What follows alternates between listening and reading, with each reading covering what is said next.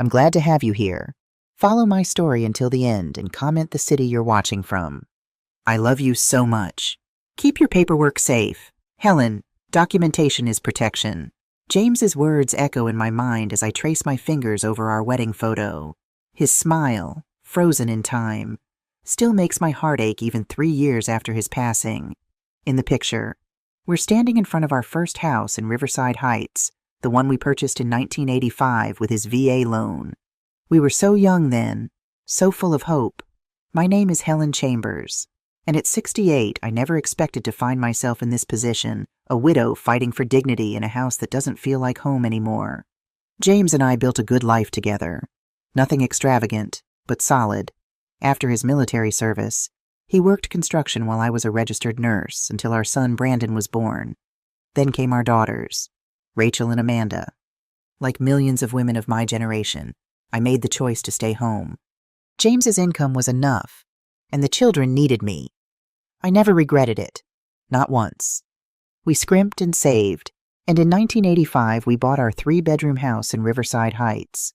James was so proud that day, holding the deed in his hands. "This is our security. Helen," he said, his eyes shining. "Whatever happens, we own this. Nobody can take it away." The house was paid off in 2010. I still remember our little celebration, just the two of us by then, with the kids grown and gone. James grilled steaks, and I made his favorite potato salad. We danced in the kitchen to our wedding song. 6 years later, the diagnosis came: lung cancer. The doctor said it was from his time in Vietnam, all those chemicals they'd been exposed to. My strong, vibrant husband fought so hard, right until the end. 40 years of marriage. Gone in 18 months of hospital visits, chemotherapy, and hospice care. After the funeral, I tried living alone, but the house felt too big, too quiet. I'd find myself talking to James's empty chair, making coffee for 2 out of habit. The silence was deafening. When Brandon suggested I move in with them, it seemed like a blessing. "Just until you're feeling stronger, Mom," he said, his hand on mine. "It's not good for you to be alone right now." Sophie, my daughter-in-law, nodded enthusiastically beside him. "The kids miss their grandma. It would be so nice to have you close." My grandchildren, Ryan and Emily, sealed the deal with their excited faces. How could I say no? I sold most of my furniture, donated James's tools to the local veterans group, and kept only what would fit in their guest room.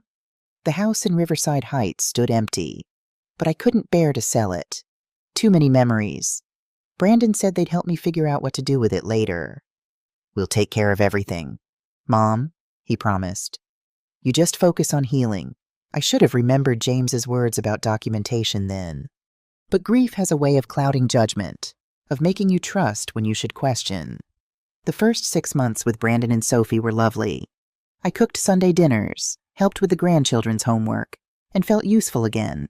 Sophie would chat with me over morning coffee, asking about my life with James, seeming genuinely interested. My grandchildren, Ryan 10 and Emily 8, would burst into my room on weekend mornings, crawling into bed with me for stories about their father when he was their age. I thought I'd found my place again. A new chapter. Brandon worked as an engineer at Boeing Good, steady work that he'd had for 15 years. Sophie had been in marketing at a local firm when I first moved in, but shortly after, she received a promotion to marketing director. I was happy for her success, even proud. She'd worked hard for it.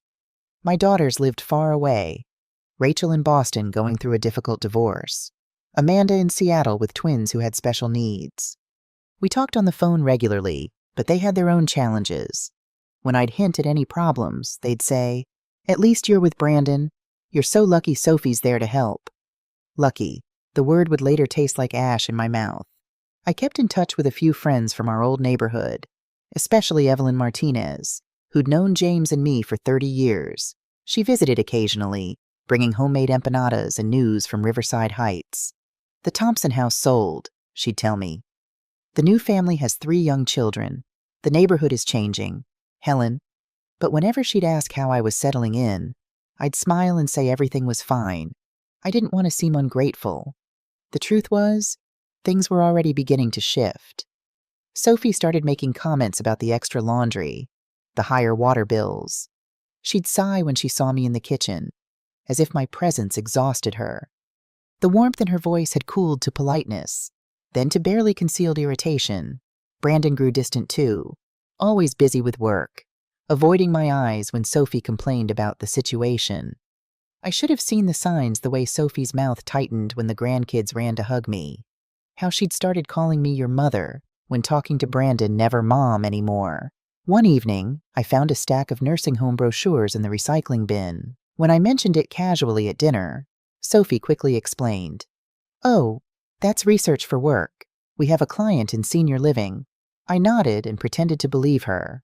But that night, I lay awake wondering what was really happening in this house that wasn't mine. James had always insisted we keep our important documents secure. I'd brought all our papers when I moved, stored them in a lockbox under my bed. But I'd been so grateful for the illusion of family that I hadn't thought to review them. I trusted my son. I believed family meant something. I was about to learn how wrong I was. The real shift accelerated about a year after I moved in, coinciding with Sophie's promotion. The money changed her, or maybe it just revealed who she'd always been. She started redecorating, hiring contractors, talking about elevating their lifestyle. Every room got a makeover except mine, which remained pointedly shabby, like a reminder of my unwelcome presence. Brandon's salary was good, but nothing compared to Sophie's new income. I watched my son shrink as his wife's star rose. She controlled the finances, made the decisions, and he just nodded along. The boy who'd once stood up to bullies in 3rd grade couldn't meet his wife's eyes anymore. One night, I'd come downstairs for water and froze outside their bedroom door when I heard Sophie's voice, sharp and clear. "Your mother is becoming a burden," she was saying. "She contributes nothing. Brandon just sits here using our resources, taking up space." "She's my mom," Brandon replied weakly. "And I'm your wife, your family now. We have our own kids to think about, college funds, retirement savings. We can't keep hemorrhaging money on someone who refuses to help herself." Hemorrhaging money, I bought my own groceries, paid for my medications, never asked for a dime. But that didn't fit Sophie's narrative. The next morning, Sophie was all smiles over coffee, asking about my plans for the day as if I hadn't heard her true feelings hours before. I smiled back and lied about meeting Evelyn for lunch. Instead, I went to the local library and researched housing options for seniors. The prices made my stomach clench. My Social Security and James's modest pension wouldn't cover half of what these places charged. Without selling the house in Riverside Heights, I had no way to afford anywhere decent. When I returned, Sophie was showing off the newly remodeled kitchen to her book club friends. I slipped past them to my room, but not before I heard her say, "This is my house now.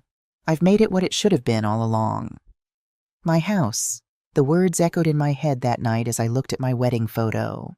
James smiled back at me, frozen in time, unaware of what would become of his Helen. The restrictions began subtly. Sophie reorganized the kitchen so that most items were in higher cabinets I couldn't reach easily. The laundry room suddenly had a schedule posted, with my allotted time being when everyone was home and needing the bathroom. "Grammy, why don't you eat dinner with us anymore?" Emily asked one evening when I took my plate to my room. "Grammy needs her rest," Sophie answered before I could. "She's tired," but I wasn't tired. I was being erased. One evening, I found Sophie on her laptop browsing nursing homes. "Research for work," she said quickly, slamming it shut. But I'd seen the search terms Medicare beds available and expedited placement. When I mentioned this to Evelyn during our next lunch, her eyes narrowed. "Helen, something's not right there. You look thin and sad. What's really going on?" I hesitated, then told her everything. The comments, the changes, the feeling of being unwelcome in what was supposed to be my sanctuary. Evelyn reached across the table and squeezed my hand. "You know where I am if you need anything. James would want someone looking out for you." The house remodeling continued. Sophie put in a pool, a home theater in the basement, updated bathrooms with rainfall showers and heated floors. One day, while showing it off to her colleagues, I heard her say, "The equity was just sitting there unused. We decided to put it to work." Equity? What equity? Brandon and Sophie didn't own a home before I moved in. They'd been renting. The only equity would be from my house. But how? That night, I checked my lockbox. The deed to the Riverside Heights house was there, with both James's name and mine on it. But something made me look closer. There was a small notation I didn't recognize, and the document looked different somehow, not quite the same as I remembered. I needed to find out what was happening, but I wasn't sure who to trust anymore. As summer turned to fall, the tension in the house became palpable. Sophie spent more time at work, coming home late and irritable. Brandon walked on eggshells around her, and the children grew quieter, sensing the strain. My relationship with my grandchildren became Sophie's new target. She scheduled their activities during times I was usually with them. When Ryan asked if I could attend his soccer game, Sophie interjected, "Grammy doesn't like sitting in the cold, honey. She's better off at home." I hadn't been asked. I would have sat in a blizzard to watch my grandson play. Emily's art projects with me were suddenly too messy for the house. Our cookie baking sessions interfered with Sophie's new clean eating initiative. Every connection I had with the children was systematically undermined. One evening, I overheard Ryan asking Brandon, "Dad, does Grammy not like us anymore?" Brandon's reply was muffled, but I caught Sophie's addition. "Grammy's getting older, sweetie. Sometimes older people get confused and forgetful. It's not her fault." The implication was clear. She was laying groundwork, creating a narrative of my declining mental state. I wasn't imagining things. The next day, I found my pill organizer rearranged. Small items in my room were moved. My grocery list, left on the counter, disappeared with Sophie claiming I must have thrown it away. "It's happening a lot lately," she told Brandon with exaggerated concern. "Maybe we should talk to Dr. Morris about it." Gaslighting. I'd read about it in a magazine at my doctor's office, never thinking I'd experience it firsthand, especially not from family. Evelyn noticed my increasing anxiety when we met for coffee. "Helen, you need to protect yourself," she said firmly. "Something's not right with that daughter-in-law of yours." "What can I do?" I asked, feeling trapped. "I can't afford to move out, not with today's rental prices, and the girls are too far away." "What about your house, the one in Riverside Heights?" I sighed. Brandon said they'd help me figure out what to do with it, but every time I bring it up, Sophie changes the subject. Evelyn's eyes sharpened. "Helen, whose name is on that deed?" "Mine. Well, mine and James's, but with James gone, I suppose it's just mine." "No suppose about it. That's your house, your asset. Why are you living like a beggar when you own property?" The question hung between us. Why indeed? Because I'd been so grateful for the illusion of family that I'd forgotten my own worth. Because grief had made me vulnerable, willing to accept crumbs of affection. "I need to look into this," I said finally. Evelyn nodded. "Yes, you do. And fast." When I returned home, Sophie was waiting, arms crossed. "Your friend Evelyn called. Said you left your scarf at the restaurant." The hair on the back of my neck rose. I hadn't worn a scarf. Evelyn was creating a reason to call, checking on me. "That was thoughtful of her," I said carefully. "I don't like her," Sophie stated flatly. "She seems nosy, always asking questions about our business. She's an old friend.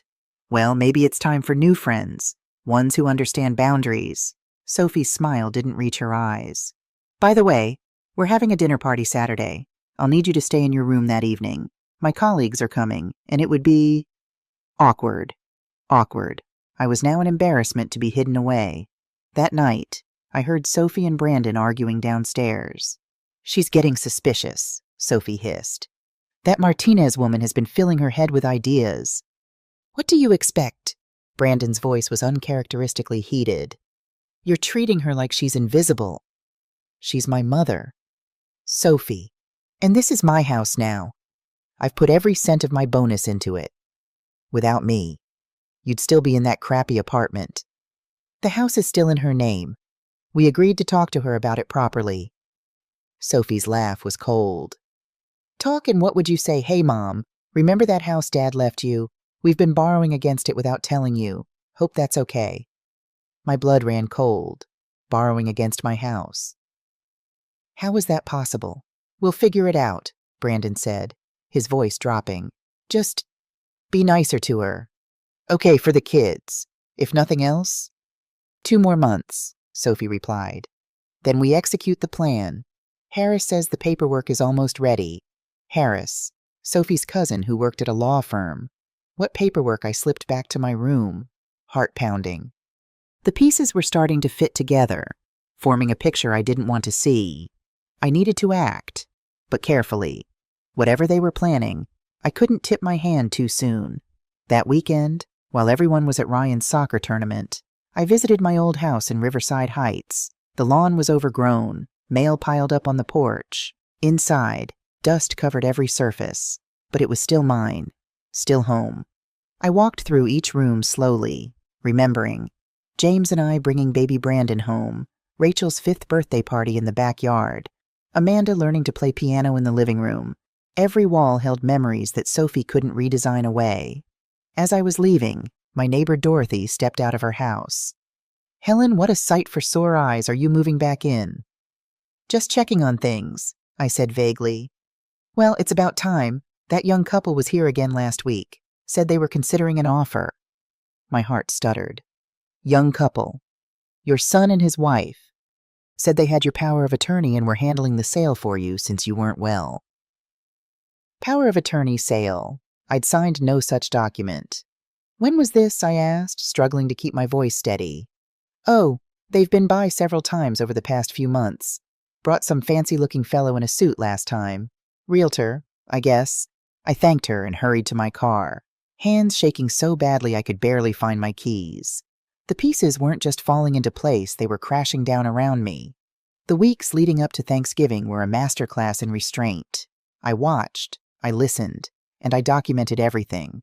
I recorded dates, conversations, and discovered financial statements hidden in Brandon's home office during a rare moment alone. I took photos with my old flip phone, not sophisticated, but evidence nonetheless. Sophie's behavior oscillated between pointed ignoring and false concern, especially when others were present. Are you feeling all right, Helen? You seem confused today, she'd say sweetly in front of Brandon's cousin Maria, who was visiting from Chicago. Maria frowned. She seems perfectly fine to me. Oh, you don't see her every day. Sophie sighed dramatically. The forgetfulness, the wandering at night. It's becoming a concern. I held my tongue, knowing confrontation would only play into her narrative of my declining mental state. Thanksgiving morning arrived crisp and clear. I was up early, helping prepare the turkey as I had every year since moving in. Sophie supervised, criticizing my every move while simultaneously telling her sister on the phone how we let Helen help with little tasks to make her feel useful.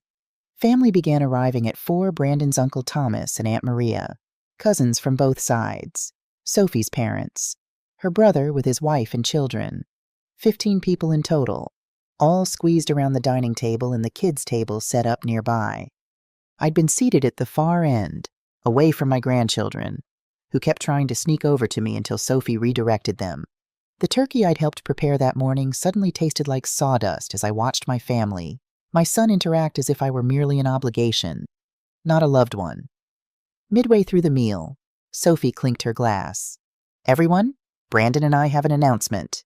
All eyes turned to them. Brandon looked uncomfortable, but Sophie was beaming. We've decided to expand the house. We're adding a mother-in-law suite over the garage. Much more appropriate accommodations for Helen than taking up our guest room. Murmurs of approval circulated the table. How thoughtful, Sophie's mother cooed. That sounds lovely, I said carefully. When did you decide this? We've been planning for months, Sophie replied. The contractors start in January. And how will you be financing this renovation? I asked, keeping my voice neutral. Sophie's smile tightened imperceptibly. We have it handled. Helen, don't worry your head about money matters. I'm just curious, since my name is still on the deed to my house in Riverside Heights, and I'm wondering if that has anything to do with your sudden financial flexibility. The table went silent. Sophie's fork froze halfway to her mouth. Your free ride is over. Helen, she said, voice dripping with false sweetness. Starting next month. That guest room costs $200-300. That's actually below market rate. I'm being generous. 15 family members went completely still, forks suspended midair, eyes darting between Sophie and me. Brandon kept his gaze fixed on his mashed potatoes. I'm sorry. What? My voice came out smaller than I intended. Sophie dabbed her lips with her napkin, those perfectly manicured nails catching the light. You heard me. $2,300 a month for the guest room. If you can't afford it, there's always the shelter downtown. They have programs for seniors, Maria gasped. Sophie, that's practical. Sophie cut her off. We can't keep supporting a freeloader forever. Freeloader. After 40 years of marriage, after raising 3 children, after giving up my nursing career to support James's military service, after losing him to cancer, I was a freeloader in my own home. My hands trembled as I set down my fork. This was my house. The house James and I had bought in 1985. The house where we'd raised our 3 children. The house I'd moved back into with them after James died 3 years ago when they said I shouldn't be alone. Mother, we've prepared a rental agreement, Sophie continued, her voice carrying that fake sweetness she'd perfected. It's very reasonable. First month's rent due December 1st. Sophie, Thomas began, his voice tight with disapproval. No, it's time we addressed this, Sophie insisted. Helen has been living here rent-free for 3 years while we pay the mortgage, insurance, utilities, everything. It's not sustainable. What mortgage? I asked quietly. My house was paid off in 2010. Sophie's eyes narrowed. This house, Helen, our house, where you're living now. I thought you were renting this house, I said, looking at Brandon. That's what you told me when I moved in. Brandon finally looked up, his face pale. Mom, it's complicated. Actually, it's very simple, I said, finding my voice. I'd like to know how you're financing all these renovations, the pool, the kitchen, the home theater, because from what I understand, you've been taking out loans using my house as collateral. My house. With forged documents. The silence that followed was deafening. Emily started to cry softly at the kids' table, sensing the tension. Ryan put his arm around his sister protectively. Sophie recovered first, letting out a laugh that sounded like breaking glass. That's ridiculous. Brandon, your mother is clearly confused. This is exactly why we're concerned about her mental state. I'm not confused. Sophie, I spoke with my neighbor Dorothy this week. She told me about the young couple with power of attorney looking to sell my house. I never signed any power of attorney. Sophie's face hardened. This is a private family matter that we should discuss later. No, I said firmly. You made it public when you called me a freeloader in front of everyone. Let's continue. Tell me about the credit cards opened in my name, the ones with $20,000 in charges for your designer clothes, and that vacation to Cabo you took in June, Brandon's cousin whispered. Holy shit, under his breath. Mom, Brandon finally spoke, his voice pleading. We should talk about this privately. Like you talked privately about stealing my identity, about forging my signature, about planning to declare me incompetent so you could take control of my assets. That's enough. Sophie slammed her hand on the table. I will not be accused of crimes in my own home. It's not your home, I said quietly, pulling a folded paper from my pocket. I ran a title search. This house is in my name too. You used my house as collateral for the loan to buy this one. The color drained from Sophie's face. Brandon looked like he might be sick. You've been planning this for years, I continued, my voice steady despite my racing heart. Using my credit, my assets, creating debt in my name. And when I couldn't pay, you'd have me declared incompetent. Take everything I have. Is that about right? Maria stood abruptly. Thomas, we're leaving. Helen, call us later. We'll help however we can. Sophie tried one last defense. She's lying. She's confused. Tell them, Brandon. All eyes turned to my son. In that moment, he looked so much like the little boy who'd broken Mrs. Peterson's window with a baseball and had to confess, torn, guilty, but knowing the right thing to do. It's true, he whispered. All of it. It was Sophie's idea. But I went along with it. Sophie's face contorted with rage. You weak, pathetic, that's enough, Thomas said firmly.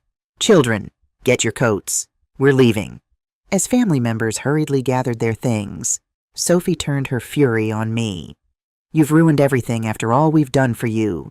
You ungrateful, what you've done, I interrupted calmly, is commit fraud, identity theft, and elder abuse. All federal crimes. I stood, legs shaky but resolve firm. You have until December 1st to vacate my house. Both houses.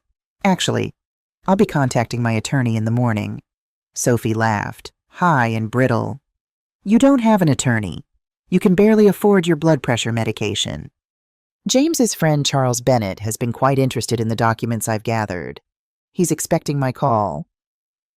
I walked to my room, closing the door on their voices, Sophie's shrill accusations, Brandon's weak attempts to calm her, the shuffle of departing family members. Through the thin walls, I heard Maria arguing my case, Thomas's deeper tones of disapproval, and most telling of all, Brandon's silence. On my dresser sat the photo from my last Thanksgiving with James. We'd been at this same table, in this same house. But everything had been different then. James's arm around me, Brandon smiling genuinely, even Sophie looking pleasant. How had it come to this I didn't return to the chaos outside my door? Later, Brandon knocked softly. Mom, I brought you a plate. I opened the door, saw his face, my boy looking lost and ashamed. How could you let her speak to me that way? I asked, the hurt finally breaking through my calm facade. He set the plate on my dresser, wouldn't meet my eyes. She's stressed about money. The promotion came with more responsibilities. She doesn't mean, she meant every word. I studied his face, saw James's jaw, my eyes, but none of our strength. What happened to you? Brandon, just think about the rental agreement. Okay, it's not that much, and you have Dad's pension, Social Security. Get out. The words came out flat, final. Mom, get out of my room. He left, shoulders slumped. I looked at the plate he'd brought: turkey, stuffing, all the fixings, food I'd helped prepare in the kitchen where I now needed privileges. I pushed it aside.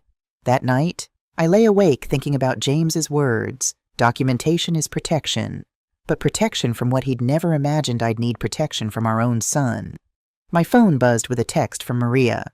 We're here for you. Whatever you need. That woman is poison. At least someone still believed in family. Tomorrow would bring confrontation, legal battles, pain. But tonight, looking at James's handwriting on the deed. Helen, this is yours always. Don't let anyone take it from you. All my love, Jay. I found the strength to fight. Black Friday dawned cold and gray, matching my mood perfectly. While others battled crowds for bargains, I faced a different kind of fight. I'd barely slept, rehearsing what needed to be done, steeling myself for the confrontation ahead. Sophie knocked on my door at precisely 7 o'clock, rental agreement in hand, smile bright as her whitened teeth. Sleep well. She didn't wait for an answer, spreading papers on my dresser with practiced efficiency. I've made this very simple. First month's rent due December 1st. Security deposit waived, family discount. She pointed with a manicured fingernail. Sign here. Initial here. I took the document, scanning each line carefully. No overnight guests without approval. No cooking after 8:00 p.m. No use of common areas during family time. A curfew, an actual curfew of 9:00 p.m. This is a joke, I said, looking up at her. This is reality. Sophie's smile never wavered. You've had a free ride for 3 years. Time to adult up. Helen? Adult up. I'd been an adult when she was still in diapers. I'd raised 3 children, managed a household, held my husband's hand through chemotherapy. But to her, I was just an old woman who needed to learn responsibility. What if I refuse? Then you'll need to vacate by December 1st. She pulled out her phone, showed me a moving company's website. I've already got quotes, very reasonable. They can have you packed and out in 3 hours. Brandon agreed to this. Brandon agrees with whatever's best for our family. She leaned against my doorframe, casual as a neighbor chatting over coffee. Look, Helen, I'm trying to help you maintain some dignity here. The alternative is, well, less pleasant. Meaning I've toured some lovely facilities. Golden Sunset has an opening. Medicare covers most of it. You'd have your own space smaller, of course, but manageable. Meals provided, activities, people your own age. A nursing home. The words tasted bitter. Assisted living, she corrected with a patronizing smile. Very different, more independence. She tilted her head, studying me. You have been forgetting things lately, leaving the stove on, missing medications. Maybe more support would be beneficial. I hadn't forgotten anything, but I saw the trap. Refuse the rent, get painted as incompetent, pay the rent, legitimize her claim to my house. Either way, she won. I need time to think. Of course, you have 5 days. She set the papers on my nightstand, patted them like a pet. Oh, and I'll need you out of the house tomorrow afternoon. We're having friends over, and it would be awkward. After she left, I sat on my bed holding James's picture. What would he do? Fight, certainly. But how could I fight when my own son wouldn't stand up for me? I called Rachel first, my hands shaking as I dialed. Honey, I need to talk to you about something. Mom, can it wait? The lawyer's here about the divorce papers. It's important. Sophie wants me to pay rent. A pause. Well, that's not unreasonable, is it? I mean, you are living there. My heart sank. Rachel, it's $2,300. Oh, that's a lot. But you have Dad's benefits, right? Maybe it's time to think about your own place anyway. Might be nice having your independence back. Independence. As if I'd chosen dependence. As if I hadn't been forced into this corner by grief and loneliness and the promise of family support. Amanda was no better when I reached her. Mom, I can't deal with this right now. The twins have therapy. And look, maybe Sophie has a point. You could contribute something. I do contribute. I mean real contribution. Real contribution. 40 years of keeping house, raising kids, supporting my husband's career. None of that was real to them. Only money counted now. I hung up feeling more alone than I had since James's funeral. My daughters, my son, when had they all become strangers? I needed to act, but carefully. Sophie was building a case against me, documenting supposed memory lapses, creating a paper trail to support her claim of my incompetence. I needed to build my own case. That afternoon, I went to the bank. The teller, a young woman with kind eyes, noticed my hands shaking as I filled out the withdrawal slip. Is everything okay, Mrs. Chambers? No, I wanted to say, nothing is okay. Instead, I smiled. Just need to check my balance. The numbers on the screen mocked me. Social Security $1,400 a month. James's pension $800, savings $5,000, enough to pay Sophie's rent for 2 months. Maybe 3 if I ate ramen and skipped medications. Then what? Would you like to speak with a financial advisor? The teller asked gently. No, thank you. What could an advisor tell me? That I was old, poor, and out of options. I drove past Golden Sunset on the way home. A gray building with tiny windows. Residents shuffling in the garden like ghosts. Was this my future warehoused? Forgotten. While Sophie lived in my house, when I returned, the house was empty. A note on the counter informed me that they'd gone to the mall, shopping with my credit, no doubt. I seized the opportunity to search Brandon's home office, looking for anything that might explain how they'd managed to use my house as collateral. In the bottom drawer of his desk, I found a folder labeled Riverside Property. Inside were loan applications, credit reports, and most damning of all, practice sheets where someone had attempted to copy my signature. My hands trembled as I photographed each document with my phone.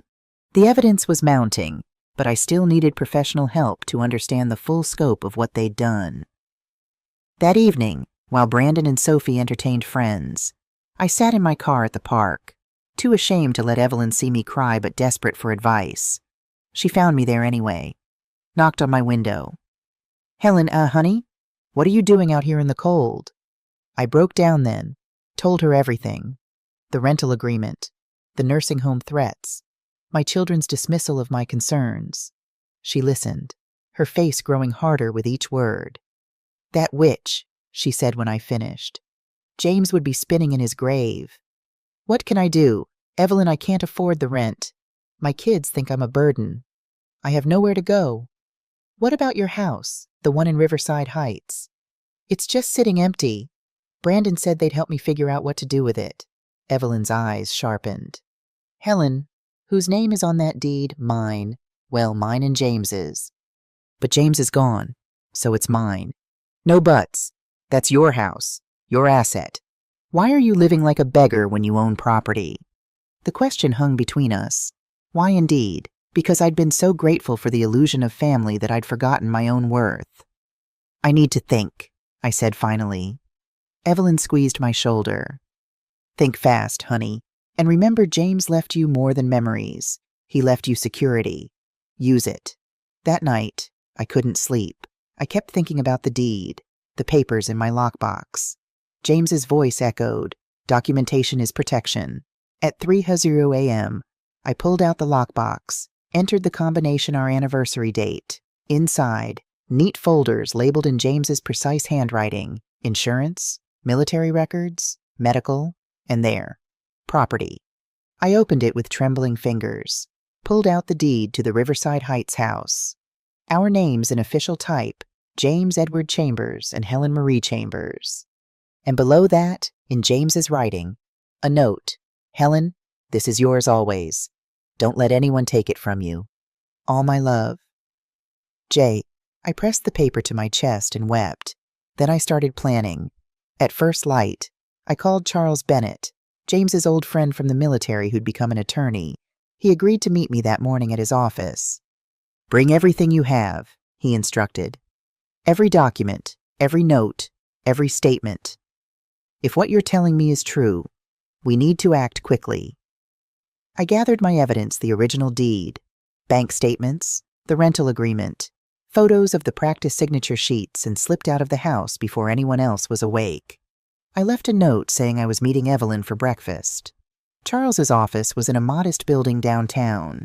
He was older than I remembered, white-haired now, but his handshake was firm and his eyes were sharp.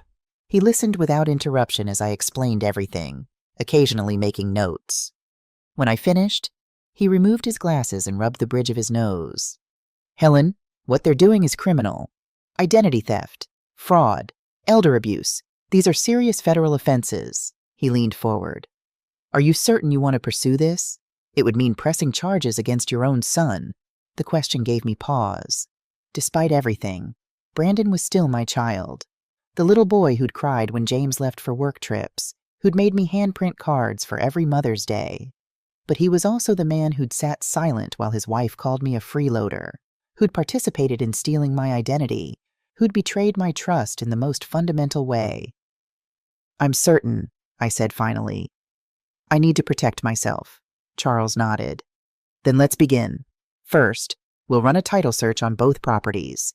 Then we'll check your credit report for unauthorized accounts. We'll need to document everything thoroughly. The title search revealed what I'd suspected: my house in Riverside Heights had been used as collateral for a home equity loan of $150,000, which had then been used as a down payment on the house I was currently living in. Somehow, they'd managed to add Brandon's name to my deed, likely with forged documents making the loan possible. The good news, Charles said, reviewing the results, is that the forgery is obvious when compared to your actual signature. The bad news is that they've been systematically building a case to have you declared incompetent. How do you know? He pushed a folder across his desk. We subpoenaed records from your doctor's office. There have been calls from Sophie expressing concern about your declining mental state. She's requested cognitive assessments, documented supposed incidents of confusion. She's laying groundwork. My stomach churned. The depth of the betrayal was staggering. There's more, Charles continued grimly. We pulled your credit report. 3 credit cards opened in your name that you never authorized. Current balance just over $20,000, plus inquiries from reverse mortgage companies and senior living facilities checking your creditworthiness. I felt dizzy with the implications. How long has this been going on? Based on the timestamps, about 2 years, shortly after you moved in with them. 2 years of smiles and family dinners and how are you, Mom, while plotting my destruction. The scope of betrayal took my breath away. What do we do now? Charles's expression was resolute. We fight. First, we secure your assets. Then we address the criminal aspects. He outlined a plan: freeze my credit, file fraud alerts, secure new identification documents, prepare legal paperwork to reclaim sole ownership of my house, and gather evidence for criminal charges. What about the house I'm living in now? Sophie said they've been paying the mortgage. They have, but using fraudulently obtained funds, legally. You have a claim to that property as well, since your assets were used for the down payment without your knowledge or consent. My head was spinning with legal terms and implications. This is going to destroy my family. Charles's gaze was sympathetic but firm. Helen, they were already destroying it. You're just refusing to be the casualty. As I left his office, I felt simultaneously lighter and heavier. The path forward was clear, but the emotional toll would be immense. Charles had arranged for a forensic accountant named Patricia Wong to review my financial records. I met her that afternoon at her downtown office. Patricia was a petite woman with shrewd eyes behind stylish glasses. The fraud is extensive, she said, adjusting her glasses as she reviewed the documents. 3 credit cards, multiple loan applications, several attempts to add Sophie as co-owner of your property. The paper trail is damning. How did I not know? I still felt foolish. Exposed. They were careful, had mail redirected, used electronic statements, intercepted calls. Patricia's voice gentled. This wasn't impulse, Mrs. Chambers. This was a calculated campaign to strip you of assets. When did it start? Patricia pulled out a timeline. Best we can tell, about 6 months after you moved in. The first credit card application coincides with Sophie's promotion. 6 months. When she'd still been smiling at me over coffee, calling me mom, pretending to care. The betrayal cut fresh. What's our next move? I filed the criminal complaints today, Charles said, joining us. Fraud, identity theft, elder abuse, attempted grand larceny. The DA's office is very interested. Elder abuse is a hot-button issue right now. What about Brandon? Charles and Patricia exchanged glances. He's harder to prosecute. No direct evidence he forged anything, though he clearly knew. Accomplice charges possible, but... Charles hesitated. But juries hate sending sons to jail for obeying wives, I finished. Essentially, yes. I thought about Brandon sobbing in my doorway, the boy I'd raised versus the man he'd become. File against both. Let the courts decide. Charles nodded. There's something else. Sophie's been busy since yesterday. Meaning Patricia pulled out papers. She filed for emergency conservatorship this morning, claims you're mentally unstable, that she has power of attorney, that throwing them out was a delusional episode. She's requesting immediate intervention. The audacity stole my breath. Even caught, even exposed. She was still attacking. Can she do that? She can try. Charles's smile was sharp. But we have your medical records, witness statements, and a paper trail showing you're the victim, not the perpetrator. No judge will grant it. But she'll try to make me look crazy. Let her. Patricia leaned forward. Every lie she tells is another nail in her coffin. Document everything. Record if legal in your state. Build the case. I want them to pay. The words came out harder than intended. Not just criminally, financially. Every penny they stole. Restitution is standard in fraud cases, Charles assured me. Plus damages for emotional distress, legal fees, credit repair. They'll be paying you for years. Good. Let them feel the squeeze of never having enough. Always owing, forever indebted. Let Sophie's designer dreams crumble under court-ordered payments. There's more good news, Patricia added. The renovations legally, they're yours. Improvements made to your property with stolen funds revert to you. The pool, the kitchen. Everything yours, free and clear. I laughed, surprising myself. She built her dream house for me. Karma, Charles said dryly, can be beautiful. We spent hours documenting, planning, strategizing. By evening, I felt armed for war. Charles left to file papers. Patricia stayed to help me understand my finances. You're not rich, she said bluntly, but you're not poor. The house is worth approximately $800,000 now, thanks to the renovations and market appreciation. Your income is limited, but without a mortgage, it's sufficient. $800,000. James and I had paid $90,000 in 1985. He'd be stunned. Could I sell it? Of course, though I'd wait until the legal matters settle. But yes, you could sell. Buy something smaller. Invest the difference. Live very comfortably. Options. After 3 years of feeling trapped, I had options. As I drove back to what I could no longer think of as home, I steeled myself for confrontation. Brandon's car was in the driveway, but Sophie's was gone. I found him in the kitchen, staring into a glass of whiskey. "Mom!" He looked up, eyes red-rimmed. "Where have you been?" "I've been calling. Meeting with my lawyer." The words hung between us. Brandon's face crumpled. "Mom, please, we can work this out. Sophie's just stressed about money. The promotion came with a lot of pressure.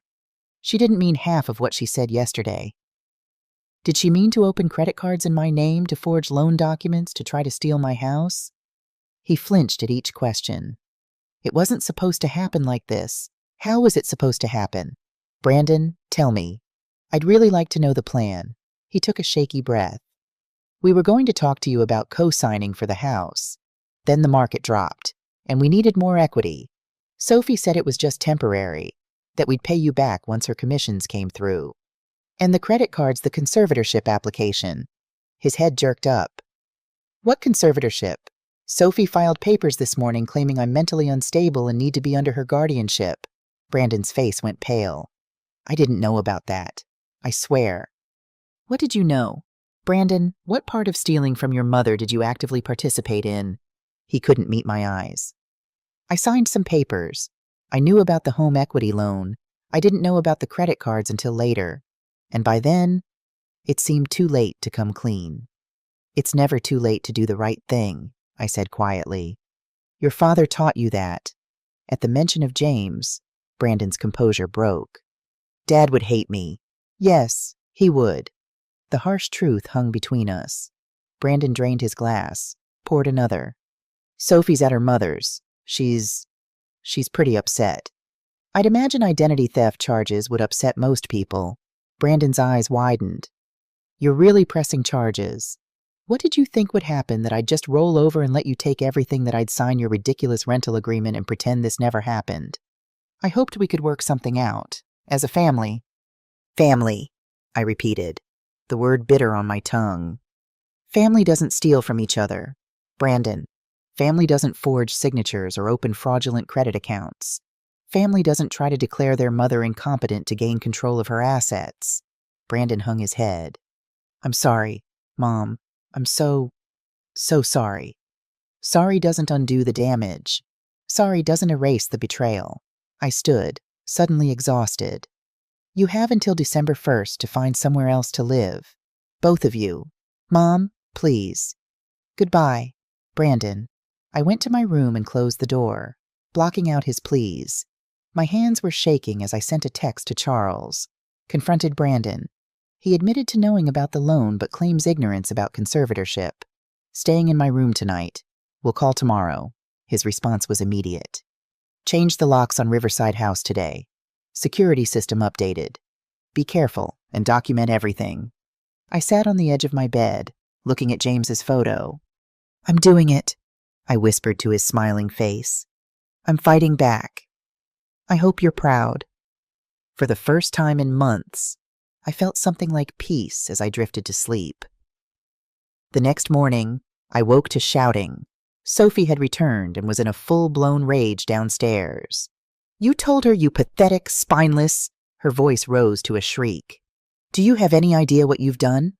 Brandon's response was too low to hear, but Sophie's wasn't. "They froze our accounts, all of them. My credit cards were declined at the hotel. Do you know how humiliating that was? And it's your fault." I dressed quickly, gathering my essential documents. Whatever happened next, I didn't want to be trapped here. When I emerged from my room, Sophie was waiting at the bottom of the stairs, face contorted with fury. "You," she hissed. "You ungrateful old witch. After everything we've done for you." "After everything you've done to me," I corrected, keeping my voice steady. "There's a difference. You think you've won? You have no idea who you're dealing with." "I know exactly who I'm dealing with. A thief and a fraud." "Where are my grandchildren?" Her smile was vicious. You think you'll ever see them again after what you've done to their mother? What I've done, that's rich, coming from someone facing federal charges. You'll never make those charges stick. It'll be your word against mine. And who do you think people will believe, a confused old woman with a history of mental instability? Or a respected professional? I pulled out my phone, stopped the recording app. Thank you for that. My lawyer will be delighted. The color drained from Sophie's face. You can't record me without consent. That's illegal. Actually, in this state, single-party consent is all that's required. I consented. That's enough. I moved past her toward the door. I'll be staying at a hotel until the court date.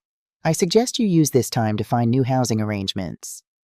This isn't over, Sophie called after me. Not by a long shot. I turned back, meeting her gaze. You're right about that.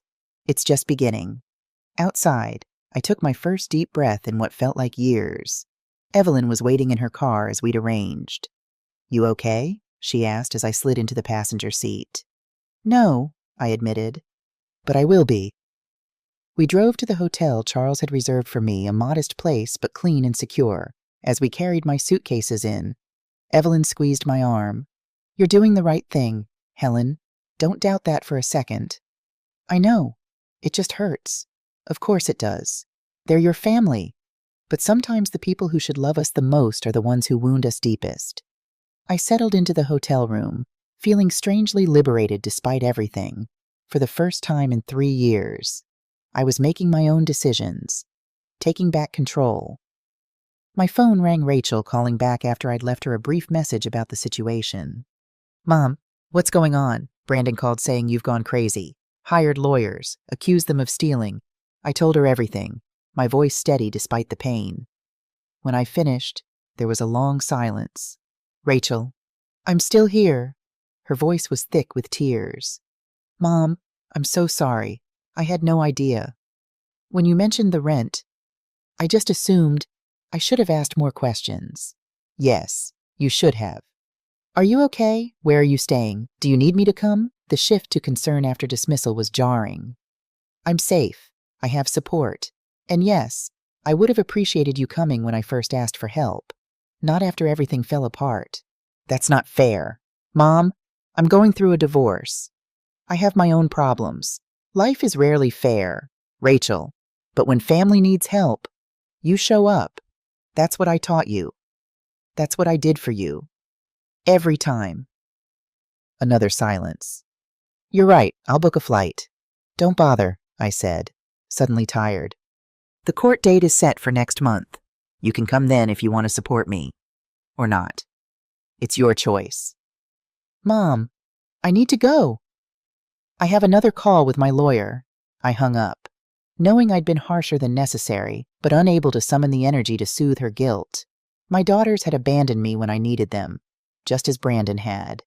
The wound was still too fresh to pretend otherwise.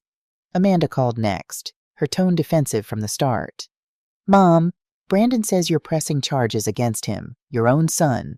Brandon committed crimes. Amanda, multiple federal crimes.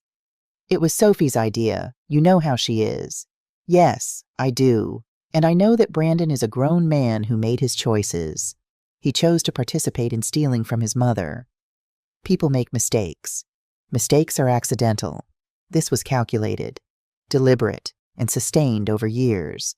That's not a mistake, it's a crime. Amanda's voice broke. What do you want me to say? That I should have been there? That I should have noticed I have twins with special needs? Mom, I'm drowning most days. The guilt trip might have worked before, but not now. I'm not asking you to fix this. Amanda, I'm telling you what happened and what I'm doing about it. You can support me or not, that's your choice. Of course I support you, she said quickly. I just hate seeing the family torn apart like this.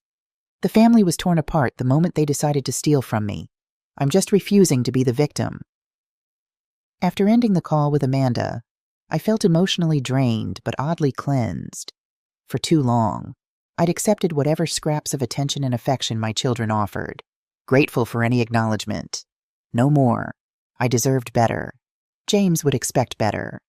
Charles called to update me on the legal proceedings. The emergency conservatorship hearing is set for Monday. Sophie's claiming you've had a mental break, that you're paranoid and delusional. Her cousin Harris is representing her. He's the one who helped with the forged documents. What are our chances? Excellent. We have medical clearance from your doctor confirming your mental competence, plus statements from neighbors and friends attesting to your lucidity. And most damning, we have the paper trail of their fraud. No judge will grant conservatorship to someone who's been systematically defrauding the person they claim to want to protect. And after that, the criminal case moves forward. I won't lie. Helen, it's going to be ugly. They'll attack your character, your memory, your stability. They'll try to paint you as an ungrateful burden who turned on the family that took you in. Are you prepared for that? I thought about Sophie's smug face as she presented the rental agreement. Brandon's weakness as he stood by and let it happen. The systematic dismantling of my dignity over 3 long years. I'm prepared, I said firmly. They tried to take everything from me, my home, my independence, my identity. I won't let them take my voice, too. That's my girl, Charles said, and for a moment, he sounded so much like James that my heart ached. Get some rest. Monday's going to be a long day. Monday arrived cold and clear. I dressed carefully in a navy suit James had always liked, my good pearl earrings, sensible pumps. Looking in the mirror, I saw not the victim Sophie had tried to create, but the woman James had loved strong, dignified, determined. Evelyn drove me to the courthouse. Maria and Thomas were waiting outside, faces grim but supportive. We're here for you, Helen, Maria said, hugging me tight. That woman is poison.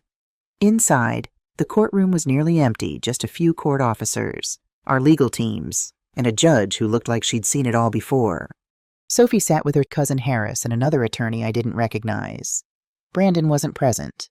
Sophie had made an effort to look demure and concerned simple dress, minimal makeup, hair pulled back, the grieving daughter-in-law, worried about her husband's mentally unstable mother, Judge Carol Winters, a stern-looking woman in her 60s, called the court to order.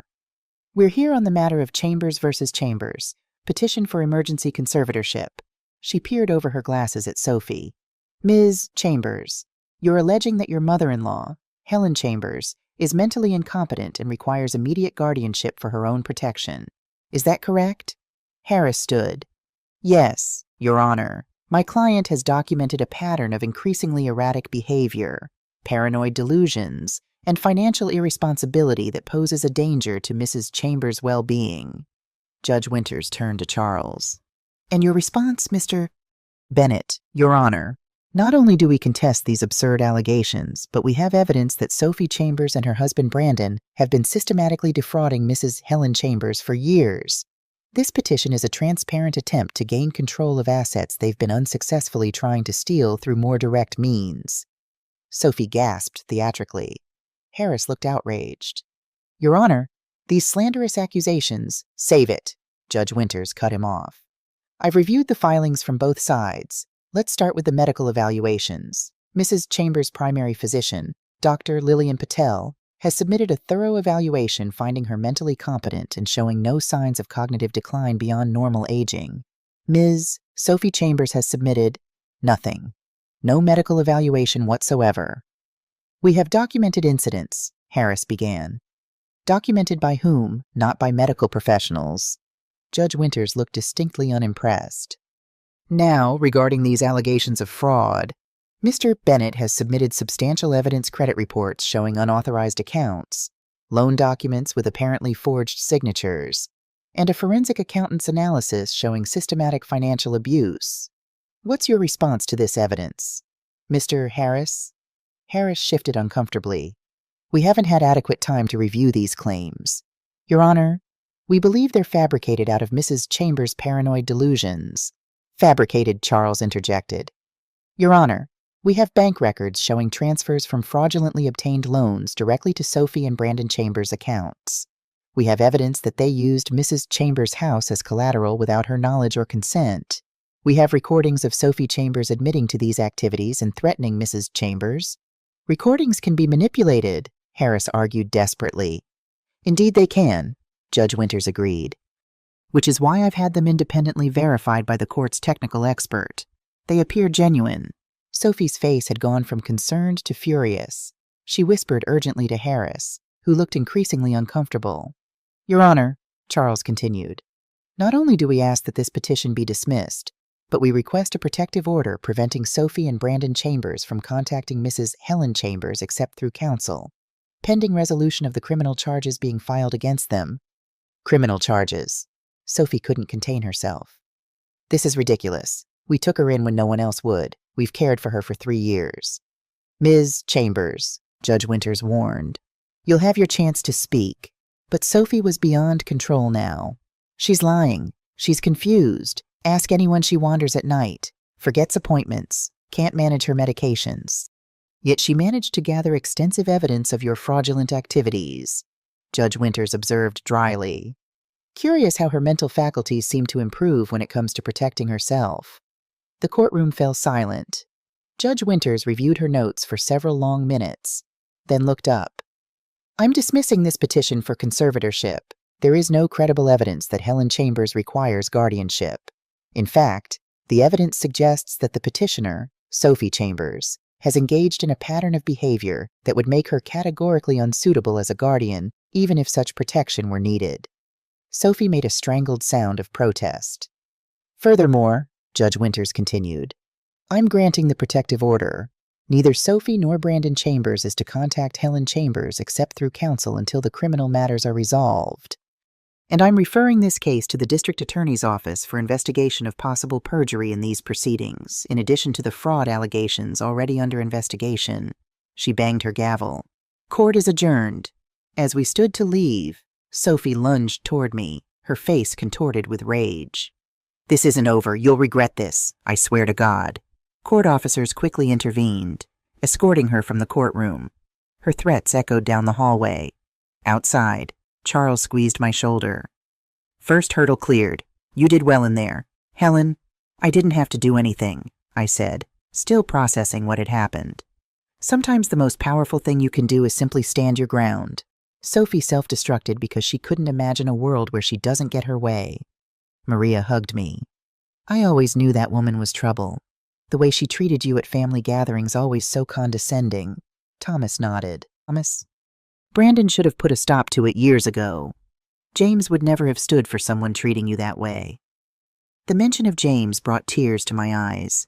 He would have been so disappointed in Brandon. Yes, he would, Charles agreed solemnly. But he would have been incredibly proud of you. As we walked to the car, Patricia called with an update on the financial investigation. We've traced the money, she said without preamble. They've spent most of it at the pool, kitchen renovation, Sophie's car, luxury vacations. But we found about $30,000 in a hidden account under Sophie's maiden name. We've petitioned to freeze that as well. What about my house, the one they're living in? That's more complicated. They used your equity for the down payment, but they have been making the mortgage payments. The court will likely determine an ownership percentage based on contributions. I thought about the house, beautiful but tainted by betrayal. I don't want it. I want my own house back. That's completely understandable. We'll work toward that resolution. Climax 1. That evening, I received a text from Brandon. Please, Mom, let's talk this out. Sophie's hysterical. Our accounts are frozen. We can't even buy groceries. I showed it to Charles, who advised against responding directly. Instead, he drafted a message from his office. All communication must go through counsel per court order. Any direct contact will be reported as a violation. Brandon's reply came minutes later.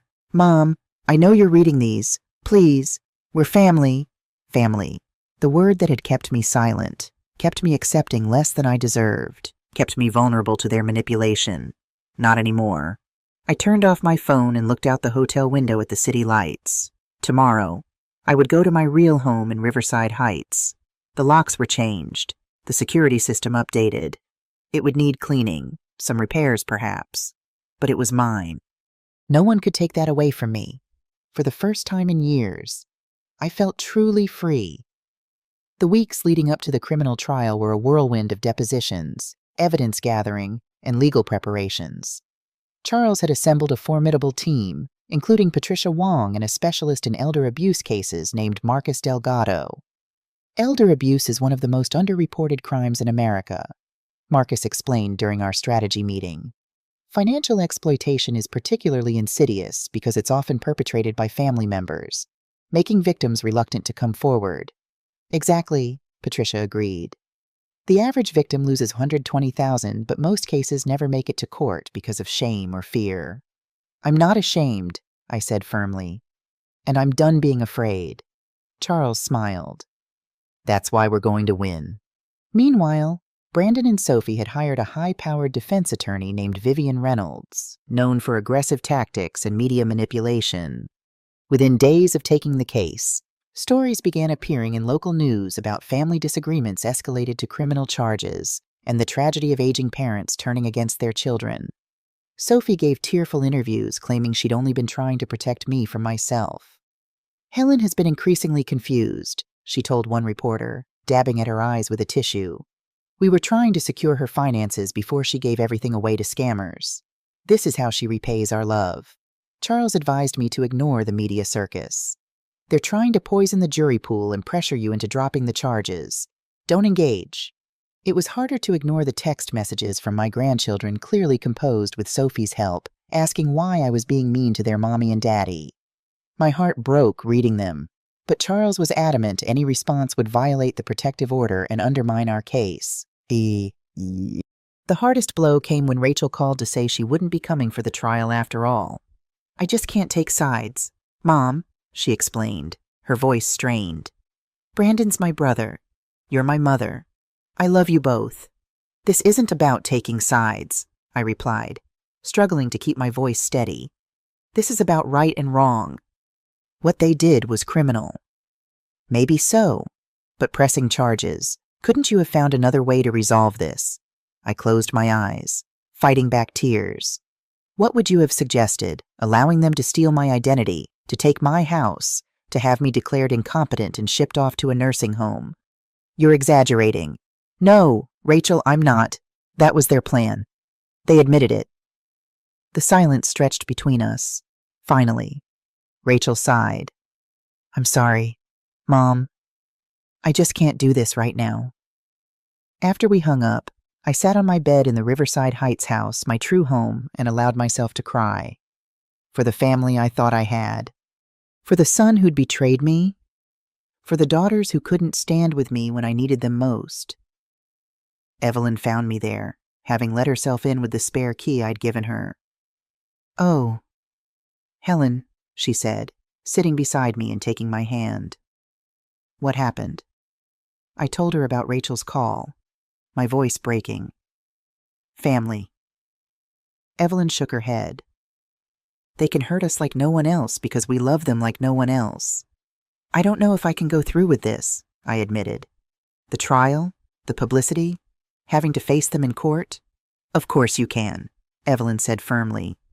You're Helen Chambers. You raised 3 children while supporting a husband through military service. You nursed James through cancer. You're the strongest woman I know. I smiled weakly. I don't feel very strong right now. Strength isn't about not feeling pain, Evelyn said, squeezing my hand. It's about continuing despite it. The criminal trial began on a rainy Tuesday in March. The courtroom was more crowded than the conservatorship hearing had been local media, curious onlookers, and to my surprise, Amanda sitting in the back row. Our eyes met briefly as I walked to the plaintiff's table. She nodded slightly, and I felt a glimmer of hope. At least one of my daughters had found her conscience. Sophie and Brandon sat at the defense table, both dressed conservatively. Sophie looked appropriately somber, while Brandon appeared genuinely miserable. Neither would meet my gaze. The charges were read fraud, identity theft, elder abuse, attempted grand larceny. Sophie and Brandon both pleaded not guilty. In his opening statement, Charles laid out the case methodically. This is not a family squabble that got out of hand, he told the jury. This was a calculated, years-long campaign to systematically strip Helen Chambers of her assets, her dignity, and ultimately her freedom. The evidence will show that Sophie and Brandon Chambers forged documents, opened fraudulent accounts, and attempted to have Mrs. Chambers declared incompetent, all to gain control of her home and savings. Vivian Reynolds countered with emotional appeals. The Chambers family took in an aging widow when no one else would, she argued. They provided a home, care, and companionship for 3 years.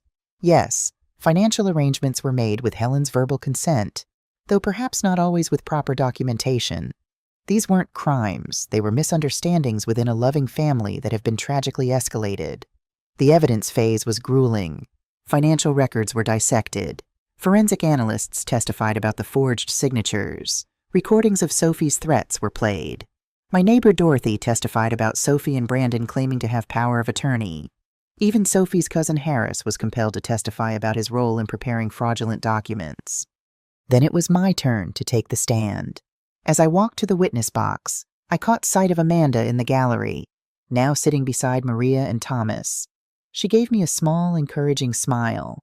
Under Charles's gentle questioning, I recounted everything from James's death to moving in with Brandon, the initial warmth giving way to isolation and gaslighting, discovering the fraud, and the final confrontation at Thanksgiving. "Mrs. Chambers," Charles asked, "why did you decide to press charges against your own son and daughter-in-law?" I took a deep breath. Because what they did wasn't just wrong, it was criminal. They systematically stole from me while pretending to care for me. They planned to have me declared incompetent and institutionalized so they could take everything I have. If I didn't stand up for myself, who would? Charles nodded. "No further questions, Your Honor." Vivian Reynolds approached for cross-examination, her smile sympathetic, but her eyes calculating. "Mrs. Chambers, isn't it true that you resented Sophie's success, her promotion, her income, her influence over your son?" "I resented her theft," I replied calmly. "Her lies, her attempt to steal my home and destroy my credit. Success built on crime isn't success. It's just crime with better clothes." A few jurors nodded, and Vivian's smile tightened. "You claim Brandon and Sophie were planning to have you declared incompetent, yet you've presented no direct evidence of this plan. Isn't this just your interpretation of events?" "Sophie filed for emergency conservatorship the day after I confronted them about the fraud," I pointed out. "She claimed I was mentally unstable and needed immediate guardianship, her guardianship. The court rejected her petition because there was no evidence of my incompetence. That seems like direct evidence to me." Vivian shifted tactics. "Mrs. Chambers, you lived in Brandon and Sophie's home for 3 years without contributing to household expenses. Isn't it reasonable that they eventually asked you to pay rent? I would have been happy to pay a reasonable rent if asked, but $2,300 for a bedroom. When they were simultaneously stealing from me and planning to take my house. No, that wasn't reasonable. That was part of their scheme to financially drain me, so I'd have no resources to fight back." The cross-examination continued for hours, with Vivian trying every angle to portray me as ungrateful, resentful, or confused. But Charles had prepared me well. I remained calm, answering directly and clearly, refusing to be baited into emotional outbursts. By the time I stepped down, I was exhausted but satisfied. I had spoken my truth. Brandon testified next. His testimony a stark contrast to my composed responses. He alternated between remorse and deflection, claiming he'd known about some financial arrangements but not others, that he'd been caught between loyalty to his wife and his mother. "I never meant for it to go this far," he said, voice breaking. "I just wanted everyone to be happy." "Even if that meant stealing from your mother?" Charles asked during cross-examination. Brandon hung his head. "I made terrible mistakes. I'm so sorry." Sophie's testimony was the most dramatic, perfectly dressed and coiffed. She presented herself as the caring daughter-in-law blindsided by an ungrateful mother-in-law's accusations. "We took her in when no one else would," she insisted. "Her daughters were too busy with their own lives. We gave her a home, included her in our family. Yes, we used her home equity with her verbal permission to create a better living situation for everyone, including her." "And the credit cards opened in her name?" Charles asked. "Did you have verbal permission for those too?" "Helen said we could handle her finances," Sophie replied smoothly. "She was finding it all too confusing. We were trying to help." By charging $20,000 for designer clothes, spa treatments, and a vacation to Cabo that Mrs. Chambers wasn't invited on, Sophie's composure slipped momentarily. Those were legitimate family expenses, For your family, perhaps not for Mrs. Chambers. The most damning moment came when Charles played the recording of Sophie after the conservatorship hearing. This isn't over, you'll regret this, I swear to God. Does that sound like a concerned daughter-in-law trying to help? Charles asked the jury. Or someone furious that their scheme has been exposed after days of testimony? The case went to the jury. They deliberated for less than 4 hours before returning with a verdict. On the count of fraud in the first degree, how do you find the defendant Sophie Chambers guilty? On the count of identity theft in the first degree, guilty. The litany continued guilty on all counts for Sophie, guilty of accomplice charges for Brandon. I sat in the gallery feeling hollow vindication, justice. But at what cost? My son in handcuffs, my daughter-in-law spitting venom as they led her away. This isn't over, Sophie shouted. You vindictive, you've ruined everything. No, I said quietly, though she couldn't hear me. You ruined everything. I just refused to let you bury me in the wreckage. Outside the courthouse, Amanda approached hesitantly. Mom, I'm sorry I wasn't here from the beginning. I should have believed you. I studied my younger daughter's face, seeing genuine remorse. Yes, you should have. Can we talk maybe over dinner? I considered refusing, making her work harder for forgiveness. But hadn't there been enough pain already? Dinner would be nice, I said finally. I'd like to hear about the twins. She smiled, relief evident in her eyes. They ask about you all the time. They miss their grandma. As we walked to her car, reporters shouted questions that I ignored. This victory wasn't for public consumption. It was personal, painful, and private. The sentencing came weeks later. Sophie received 5 years, eligible for parole in 3. Brandon got 18 months, mostly probation. Restitution was ordered for both. They'd be paying me back for decades. Outside the courthouse, Charles shook my hand. You did it, Helen. You won. Had I, my family was shattered. My son a criminal. 1 daughter estranged. But I was free. I was safe. I was home. Yes, I said, realizing it was true despite everything. Finally, I won. Spring arrived with unexpected beauty. The house in Riverside Heights came back to life as I cleared away dust and neglect. I planted James's favorite rose bushes along the back fence, repainted the kitchen a cheerful yellow, and slowly reclaimed each room as my own. The pool Sophie had installed in the other house was sold with the property. I wanted nothing from that chapter of my life. The proceeds, after paying off the fraudulent mortgage, went into a trust for my grandchildren's education. They weren't responsible for their parents' crimes. Amanda and I rebuilt our relationship carefully, like archaeologists excavating a fragile artifact. Weekly phone calls became dinner visits, then occasional weekends with the twins. She'd apologized properly, acknowledging how she'd failed me when I needed her. I was so wrapped up in my own problems, she admitted one evening as we sat on my patio. It was easier to believe Brandon than to consider that something terrible was happening to you. We all make choices, I said, watching the sunset paint the sky in pinks and golds. What matters is what we do after we realize our mistakes. She reached over and squeezed my hand. I'm trying, Mom. I know, and I'm proud of you for that. Rachel was slower to come around. Her divorce had left her bitter and defensive, quick to see betrayal everywhere except where it actually existed. Our conversations remained strained, but there was progress.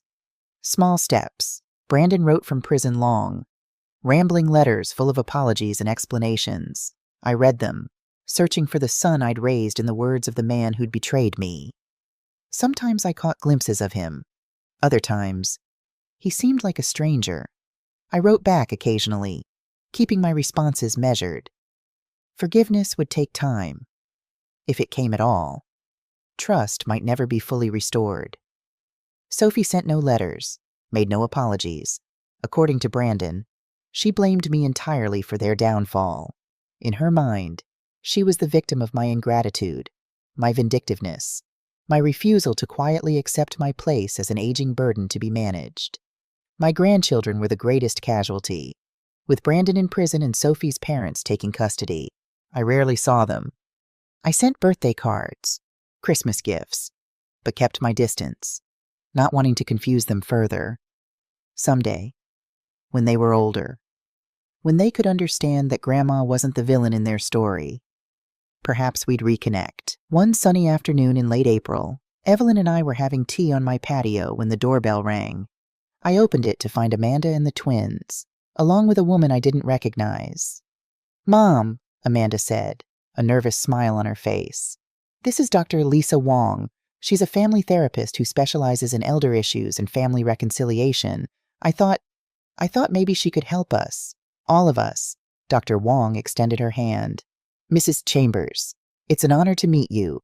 Your case has actually become something of a landmark in elder rights advocacy. Would you be willing to talk about how we might help your family heal?" I looked at my daughter's hopeful face, at my grandchildren's curious eyes, at this professional who thought my broken family might be mendable. "Come in," I said, opening the door wider. "We can talk in the living room." Over the next several months, Dr. Wong guided us through difficult conversations. Amanda and I worked through her abandonment when I needed her. We discussed Brandon's choices and how they affected everyone. We even had sessions with Rachel when she finally visited tense at first, but gradually productive. Dr. Wong helped me see that while Sophie had been the primary architect of the fraud, my children's neglect had roots in how I'd raised them. "You were always the giver, the supporter," she pointed out gently. "You taught them that Mom handles everything. Mom never needs help. Mom exists to solve their problems. When you finally needed them, they didn't know how to respond because they'd never practiced caring for you." It was a hard truth to accept, but a necessary one for healing.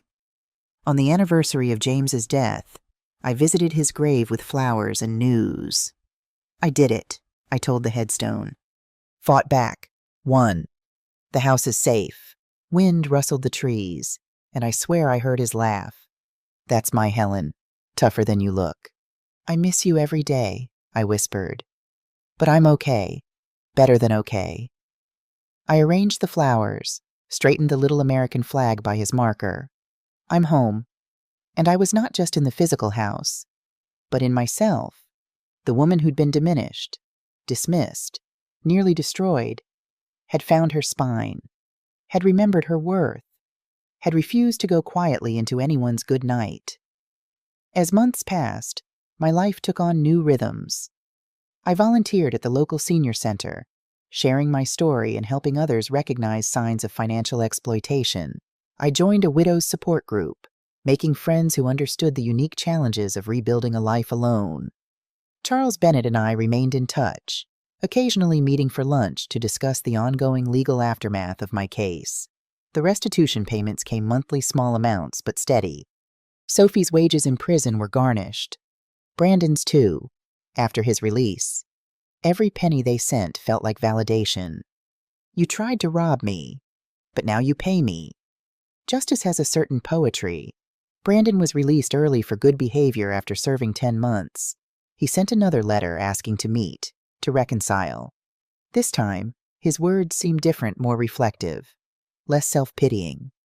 "I've been in therapy," he wrote, "really working on understanding how I failed you, how I let Sophie control me, how I chose the easy path instead of the right one. Please, Mom, let me try to make amends." I thought about it for weeks, asked Evelyn, Maria, and Dr. Wong for advice. The responses were mixed, but ultimately the choice was mine. I agreed to meet him at a coffee shop, public, neutral, safe. He looked older, thinner, worn down by consequences. Good.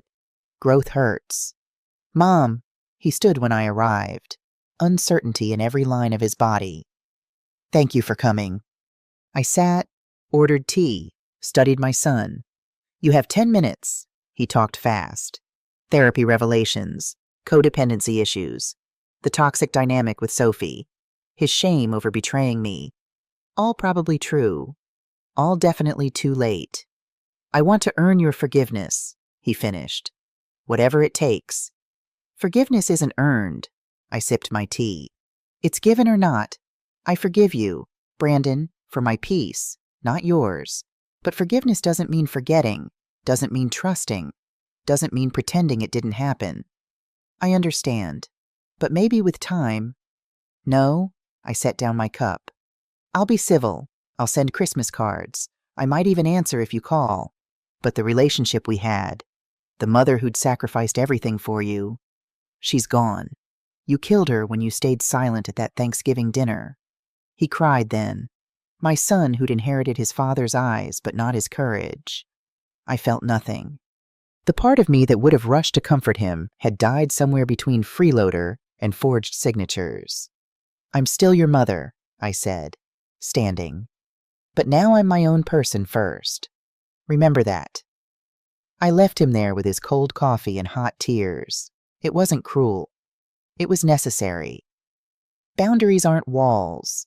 They're the fence that makes good neighbors possible, even when those neighbors are your children. The divorce finalized while Sophie was in prison. Brandon got the kids alternate weekends, supervised at first. He sent pictures sometimes. Ryan taller, Emily losing baby teeth. I kept them but didn't display them. Someday, maybe, not yet. Rachel visited for Thanksgiving. Just her, quiet and careful, helping me cook in the kitchen I'd painted yellow after returning home. Dad would have been proud of you, she said suddenly, peeling apples for pie. For fighting back. For standing up. He would have been sad it was necessary. I know I failed you when you needed me. She met my eyes. But watching you fight, seeing you refuse to be victimized, it changed something in me too. I stopped accepting less than I deserved in my own life. Good, and I meant it. That's what mothers really want. Children who know their own worth. Amanda came for Christmas, bringing the twins, watching my grandchildren play in the backyard where their father had once played. Their laughter echoing off the fence James had built. Felt like healing. Not complete, some wounds leave permanent marks, but healing nonetheless. Grandma, one twin asked, why don't we see Daddy very much anymore? Sometimes, I said carefully. People make choices that change relationships, but that doesn't mean we stop loving them. We just love them differently. Like from far away. Exactly like that. Children understand more than we credit. They accepted it, went back to playing. Life moves forward, even when we're looking back. Climax 3 New Year's Eve found me surrounded by friends, Evelyn, Maria, and Thomas, neighbors who'd become family, fellow volunteers from the senior center. We toasted at midnight to survival, to strength, to refusing to be silenced. What's your resolution? Evelyn asked. No more resolutions, I said. Just promises to myself, to never again shrink to make others comfortable, to never apologize for taking up space, to never let anyone make me feel worthless in my own home. Here, the chorus went up. Glasses clinked. These people who'd stood by me when blood family hadn't, who'd witnessed my humiliation and cheered my triumph, who proved that family isn't about DNA, it's about showing up. The party lasted until 2 a.m. I cleaned up slowly, savoring the echoes of laughter in my home. This house had seen so much love and betrayal, theft and justice, loss and reclamation, but it was mine. Every wall, every memory being made. I stood in my kitchen, my beautiful sun-yellow kitchen, and made one last toast. To James, who'd left me more than a house. He'd left me the tools to protect it. To myself, for finally using them. To the future, whatever it held. I'm Helen Chambers, I said to the empty room, to the ghosts of what had been, to the promise of what could be. I'm 71 years old. I own my home. I know my worth. And I'm exactly where I belong. The house settled around me, safe and solid. Through the window, dawn was breaking. A new day, a new year, a new life built on the ashes of the old. I was home. 6 months later, life had settled into new rhythms. I woke each morning in my own bedroom, made coffee in my yellow kitchen, tended James's roses in the garden. The house that had nearly been stolen had become my sanctuary restored. My case had attracted attention beyond what I'd expected. A producer from a local news station contacted me about participating in a documentary on elder financial abuse. Your story could help so many people. Mrs. Chambers, she explained over coffee in my living room. Most victims never come forward because of shame or fear of family conflict. You fought back and won. That's powerful. I hesitated, uncertain about exposing my family's ugliness to a wider audience. It was painful enough living through it once. I understand, she said gently, but your experience could be the warning sign that saves someone else from the same fate. Put that way, how could I refuse the documentary, titled Hidden Theft Elder Abuse in American Families? Premiered that fall. I watched it with Evelyn, both of us crying at different points. Seeing my story laid out so clinically, the gradual isolation, the financial manipulation, the gaslighting made me realize how textbook the abuse had been.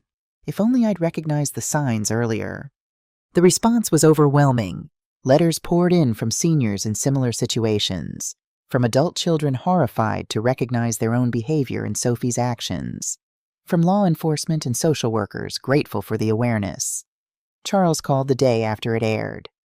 You've started something.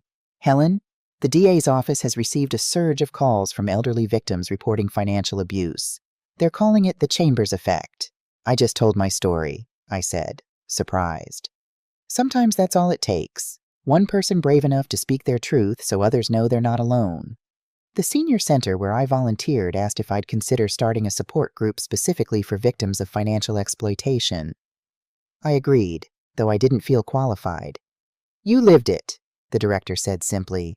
That's qualification enough. Our first meeting had 3 attendees, all women, all with stories that echoed mine in different ways. A daughter who'd drained bank accounts, a nephew who'd stolen jewelry, a son-in-law who'd pressured his mother-in-law into signing over her house. I thought it was just me, one woman whispered, tears streaming down her face. I thought I was stupid for trusting my own child. It's never stupid to expect decency from family, I told her. The failure is theirs, not yours. By our 3rd meeting, attendance had doubled. By the 6th, we needed a larger room. People weren't just coming for support, they were coming for strength, for the courage to take action. With Charles's help, I developed resources for the group checklists for protecting assets, signs of financial exploitation to watch for, contact information for legal aid, scripts for confronting family members about concerning behavior. You found your calling, Evelyn observed one evening as we sorted through resource packets for the next meeting. Not a calling I would have chosen, I admitted.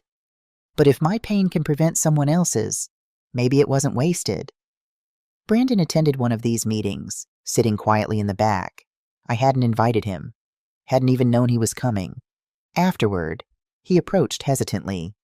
That was powerful, he said, looking around at the empty chairs. All these people with stories like ours.